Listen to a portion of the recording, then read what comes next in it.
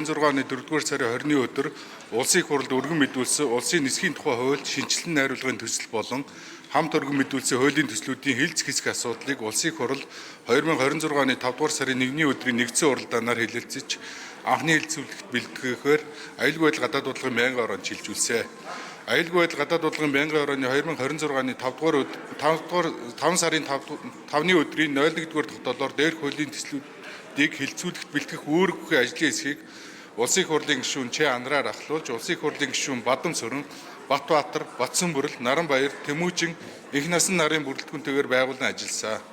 Ажлын хэсэг нийт 3 удаа уралдаж, улсын нисхийн аюулгүй хамгаалалттай холбоотойгоор улсын нисхийн үйл ажиллагаанд ашиглагдах мэдээллийн технологи, навигац, хяналт, нислэгийн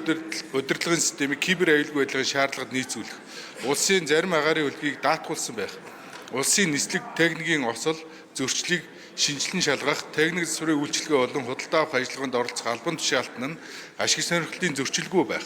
Мөн цэргийн зорилттой нисгчгүй нисэх хэрэгслийг удирдлагын системд бүртгүүлээгүй, гэрчлэггээжүүлээгүй, хяналтын шаардлага хангаагүй тохиолдолд ашиглахыг хориглох болон хууль зүйн нэр томьёог жигдлэх, хууль хоорондын нийслэлийг хангах үүднээс зарим зүйл хэсэг заалтыг өөрчлөн найруулж, зарчмын зөрүүтэй саналын томьёолыг бэлтгэсэн.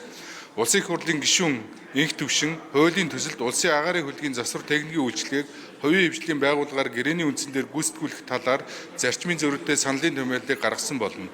Аюулгүй байдал гадаад бодлогын байнгын ороо 2026 оны 6-р сарын 3-ны өдрийн хуралдаанаараа хуулийн төслүүдийн анхны хэлэлцүүлгийг явуулахдаа Монгол Улсын их хурлын чуулганы хуралдааны дэгийн тухай хуулийн 39-р зүйл заасны дагуу хуулийн төслүүдийг зүйл бүрээр хэлэлцсэн бөгөөд ажлын хэсгээс бэлтгэсэн зарчмын зөрүүтэй 31 санал, найруулгын 2 санал, улсын их хурлын гишүүн Д инх төвшингийн гаргасан зарчмын зөрүүтэй 1 саналын томьёолыг нэг бүрчлэн хэлэлцэж санал хураалт явуулахад хуралдаанд оролцсон гишүүдийн олонх тэмцсэн болно. Байнгын орооны хуралдаанаар олонхын санал авчсан зарчмын зөрүүтэй саналын томьёолд болон анхны хэлэлцүүлэг дээр явуулсан талаарх байнгын орооны санал дүгнэлтийг та бүхэнд хүргүүлсэн болно. Улсын их хурлын эрхэм гишүүдээ